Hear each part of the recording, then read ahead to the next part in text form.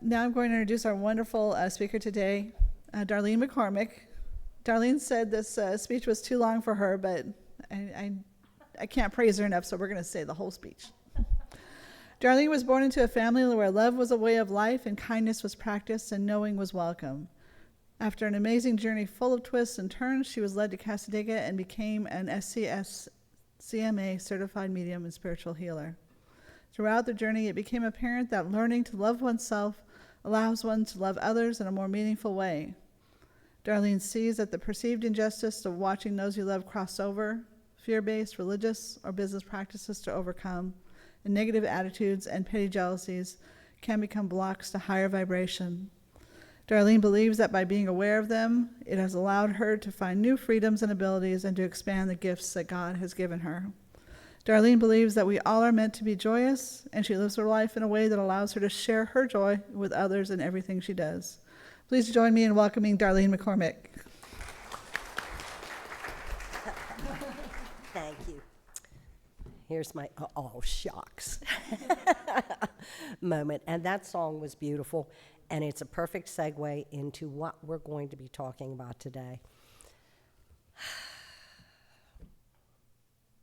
I am just so thrilled to be here. Just truly thrilled. As I have said before, to me, this is my safe place, one of my safe places, and I hope that you feel safe as well. My intention, as always, in the beginning of the week, I sit and I write all this stuff down, and I'm going to say all this stuff. And then along the way, God laughs, and I have the good sense these days, not in my past days, to listen, because it just, to listen to your soul. And today I want to talk about navigating life. That is a great big topic. And the song that they had selected, I believe it might have been Jamie, was perfect, and it just brought tears. It resonated for me. I hope it resonates for you. Just have faith.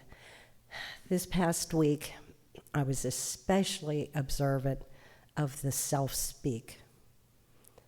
And in readings, it just comes out. It just rears its ugly head.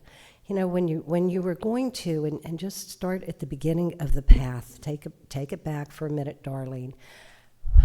When you decide to bravely step back into the world of people, I always like that quote, you choose your family.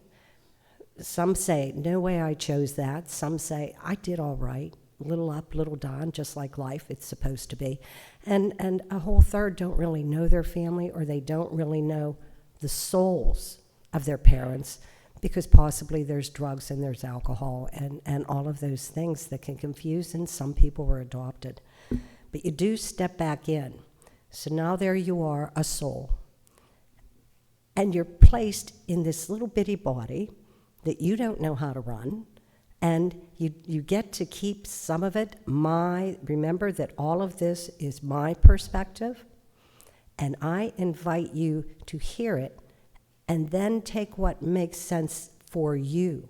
This is about you. This whole lecture, take it and internalize, what is it about you? So now you're in a baby's body, and you're trying to figure it out. You know, we don't really remember being babies, but I would imagine, because this is where I get to say it, I'm kind of a new grandmother. And I watch that child, and she's teething, and she's this, and she's that, and frustrated. And when we were children, you know, especially babies, you know, you can't communicate, nah, you know, and crying. And then you grow, you walk, you can talk, and then you enter into the period of your life, to me, where, you know, there you have your parents. I was one and only. I had one child, or didn't think I was going to, and let me tell you, I did not know what I was doing. I just didn't. You know, it's not like she came with a book. And what was worse is I had read every book available to me, so I had certain ways where, okay, you should do this now, you should do this. She's crying, and you go through the thing. Okay, she's not wet, she didn't poop. She's not hungry because I've been feeding her, trying to get her to not cry. She's still crying. Oh, my Lord. So now you're in the stage where you're working. You're in your eat, work, sleep days. Some of us have children. Some of us do not. I have also, in some of my journey here in readings, free will and choice. That is the gift that we bring back at all times. You can deliberately choose which direction you're going to take, but oftentimes, by that point, you've already been, you should do this, you could do this, blah, blah, blah, blah, blah. And I can remember saying, well, I didn't. I just did it. And that children, women who cannot or do not have children, sometimes that's just a hard thing, especially for those who know that just isn't their path, and others might not be so understanding. So you go through all of this, and you're developing your self-speak along the way. Give a nod to those littles around you. If you don't have children, you still have littles around you. Joan worked very much with the littles. And the words that you say, words hurt sometimes. Really be cognizant. Hear yourself. Just when you're dealing with a little, just be self-aware. All of this, we can talk about meditation all day long. There's still a bunch of you that say, I can't. I can't string that kind of time. There's a million different ways to do it. Sometimes while you're moving, if you're doing repetitive tasks, you actually are. So give yourself a nod there too. Give yourself a break. That I'm stupid, I can't, well, all of that stuff. It's ugly. And when you're talking to a child, well, you were bad. It's like, no, you were not bad. Didn't even know what bad was back then. You did something, exploring, finding out. Maybe you fell on top of the dog. You really weren't trying to stomp the dog. The dog's bigger than you. Those kinds of things. You're bad is not a thing to say. You are someone who is learning your own way. Let the littles unfold. Let them unfold. I was born into a family where I was encouraged to unfold, and I am ever, ever so grateful for that. And I invite you, and for those who weren't born into that family, learn the self-speak for yourself. Think of what would I have wanted someone to say to me? And just consider that. So, navigating life. That's a great big thing. I'm kind of in my third semester of life. And what I have learned along that way is the shoulds, the woulds, the coulds, the trauma that you have, because there is always trauma in life. And remember, and I'm finding this kind of cracks me up, generational things. Boy, they're very, very real. I look and I think, oh, back in the good old days. Oh, I wish we had some kids here today.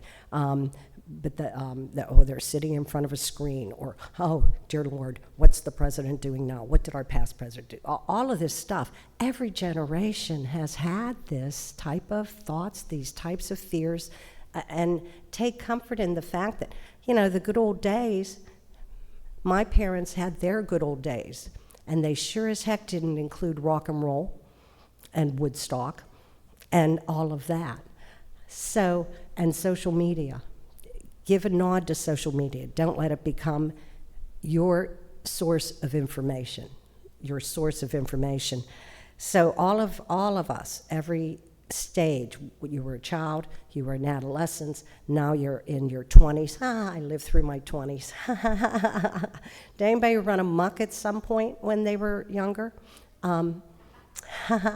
Yeah, it's Halloween time. I love Halloween time. And when I think about my 20s, I think about that Hocus Pocus. I ran amok, amok, amok, amok, amok, amok, and learned from it, actually learned from it.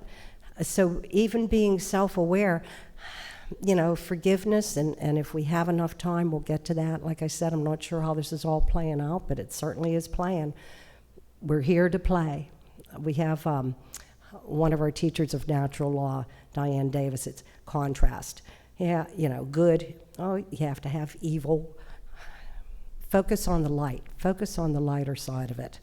And when you're thinking about world chaos, your parents and their parents, they dealt with long and sustained wars. What is happening with our generation, is we know every single thing about it, or we think we know. So now you have all your past shoulds, woulds, coulds, and now you're looking at things that you may not agree with. And,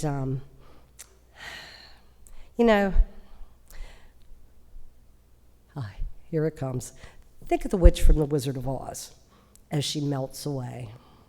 Oh, what a world, what a world, what a world, what a world. That's where we are, folks. It's always what a world. Think of God, think of Dorothy. That witch was going to kill her dog. She really, and some will get this. She really hated everything about herself and Scarecrow, but the dog? Think of God as your bucket of water that you hold when you're faced with a situation. It just seems broken and out of your realm of understanding. And understand faith in God can be your bucket of water, because maybe, just maybe, you can stamp out the emotion that's coming from a thought.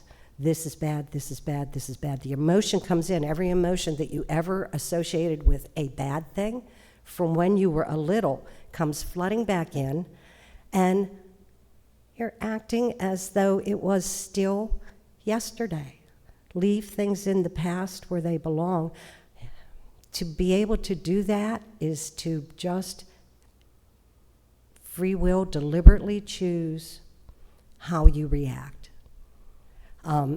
Work environments. You go through work environments and somebody ticks you off. Well, now here we go again. Well, maybe that reaction is still based on the past. My first couple jobs, schlepping donuts and stuff, they were no walk in the park.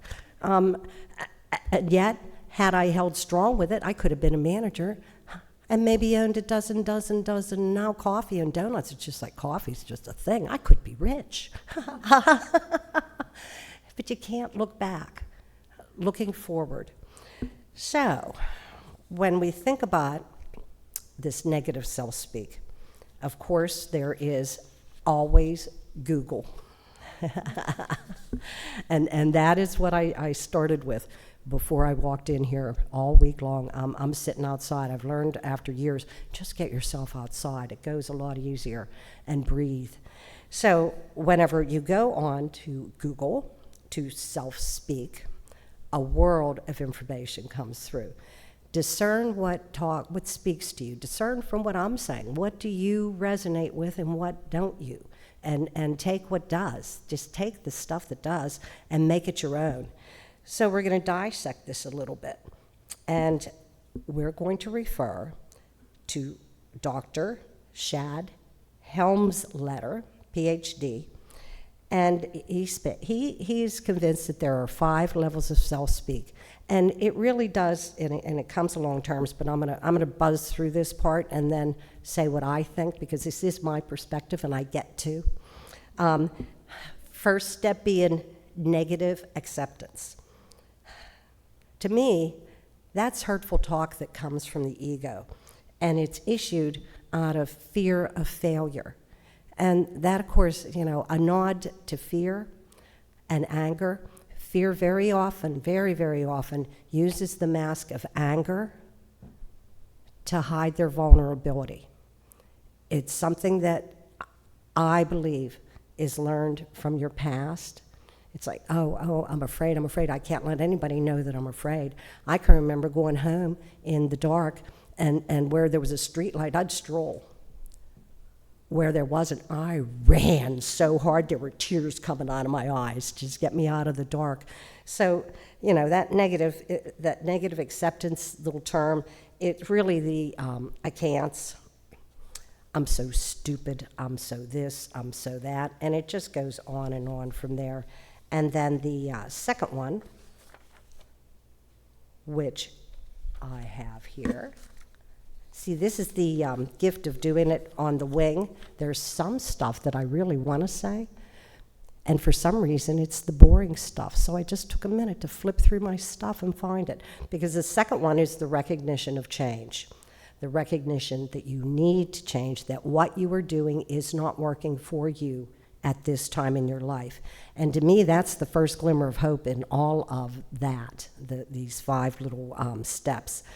It's a spark where you realize that faulty thinking steeped in the past is breaking through, and your triggers are triggers that you've held on to for so long. How's that working out for you? Always responding the same way as you always did. So the need for change pattern sounds to me like, oh, I am so much better than this. I am not going to wallow in this self-pity. And this is not a good look, wallowing.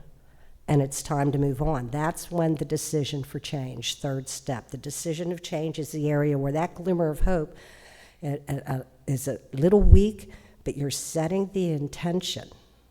Here again, set your intention, because you are strong. Everybody comes back into this earth with a God part, your soul, right inside you. Learn to talk about it. Learn to build your relationship with whatever you term as your higher power, whether you call that God, Spirit, universal intelligence, Jesus, Buddha, it doesn't matter.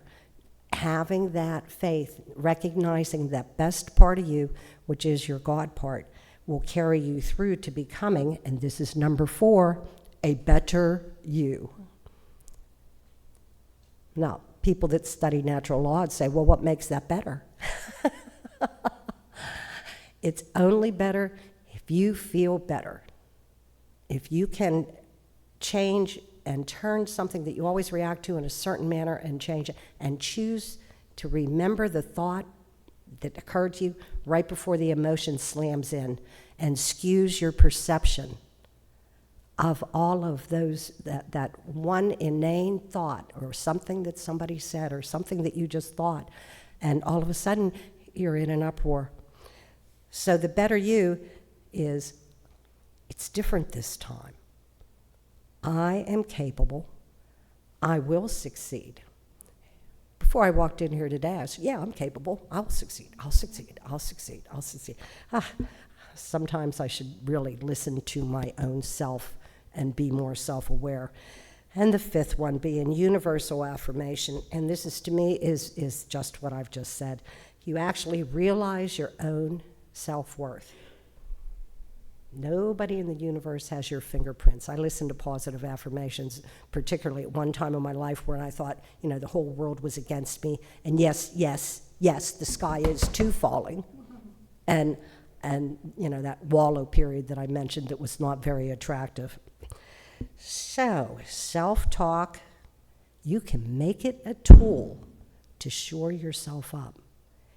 Take that, turn it just a little bit, and change it enough that it's supportive of you. Don't be so cruel to yourself. We just had that marvelous, marvelous song. And I thought, I don't even have to talk now if everybody heard that, but I better expand on it a little bit because I got 15 minutes. So it goes along the lines of course I can, because simply I found faith in me. For those of you that are developing your skill set in your intuitive arena, thank you for taking that time to develop it. And as you are going along that path, remember that as you start, now you're certified and now you're reading, And I can remember some of my neighbors when I first started just, doing readings in camp. I was like, am I full of crap or is this good stuff? It's real. It's that faith. And anyone who's ever gone to any of the development classes, you question yourself.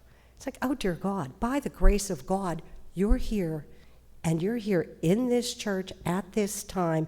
We're all on the same path right now, and all of us are just hard on ourselves. It's again, have faith. Get the bucket of water out. Throw it on that ugly little thought that makes you feel less than what you are. And then that opens up the wonder of capabilities, the tools that you have that you didn't even look at, your intuitive skills being oftentimes very one of them. And if you're clairsentient, then you're working on clairvoyant or clairaudient.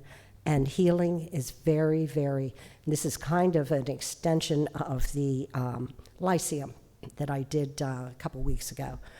Healing through the power of spiritualism, that's self-awareness. That is understanding your capabilities. So that's when you've arrived. Well, that doesn't mean that you're always going to stay there. Negativity is the enemy, and negativity will come back in. You'll get an opportunity to do that process all over again, and over again, and over again. And as you remove the stuff that you've tamped down, when you're fearful, when you're, just scared, you don't want to look at that, so you tamp it down. When you have a loss, or caregivers, caregivers, how many feel guilty after they have done such a fine job of taking care of a loved one, and yet they still feel guilt? Guilt to me is a useless emotion that will hold you back. And I can see some of the people who have had experience with caregivers like, yeah, why? I did everything. Remember that key thing that I've brought up in other talks? Every decision you ever make is based on the information you had at that time. And you do the very best you can. If you're setting your intentions, if you can get that close to, I've arrived, to find out you really haven't, then you know that. And I really prefer, because, processes, and some people need that. Okay, so how do I ran across, while I was doing all of this research, of one by, it's called the 3 C's, and it's out of the Beck Institute, and it's often used with children exhibiting excessive self-doubt and anger, because anger comes from self-doubt. And since I have a childlike approach to life, I think that is my best part. I don't care. So this resonates with me. And always, this is for you. Take away what works for you. But the first one of the 3 C's is catch. And that is, and I've mentioned this just in passing, identify the thought that came before the emotion. We just went through some of that. So now, look at it. So take, for instance, a silly little road rage thing. You're ticked off. Somebody's cutting in. Oh, he's dangerous. He's this. He's that. And you're fuming. And you're on your way home, and you're already tired and a little grumpy and hungry. I get hangry. Well, consider right then and there deliberate choice, and let your response be along the lines of jerk. And if you have to cuss, cuss. And just let it go. Don't let that ruin the rest of your trip. Don't say, where's a cop when you need one? Well, say it, and then realize, oh, no, I choose to have a decent ride home. Imagine that, just choosing that. And that second is the second C is just that, check. Reflect on how accurate and useful that thought was, or is. Is it useful? Because you will have thoughts that will come in. Oh, this is really scary, and you're watching carefully and taking the steps to be safe while the jerk does his thing, but don't let it alter your responses. And the third C is change. And this is where we have already, and I'm just reinforcing, change the direction of the thought. to be more accurate and helpful. The jerk's out of sight. Oh, yay. It doesn't really matter. To me, this can be a pivotal decision that you will make, and you will make it on a daily basis. It will prevent that molehill from turning into a mountain. And if you live in community, if you're church, you're working, any of your areas that you're going into and you're experiencing and you're networking and talking to people, you know that it's going to be a lot. I have so much more to say, and I am out of time. And of course, I just want to close with, don't be so hard on yourself. Others will do that for you. They will should you all day long. Diane Davis, you've been should upon, and then she gives that little ha ha ha. But many of us get it many times in life. So live your life in hope to love. Learn with joy to love yourself so you can evolve to help others to better love joyously. Ta-da. Thank you so much.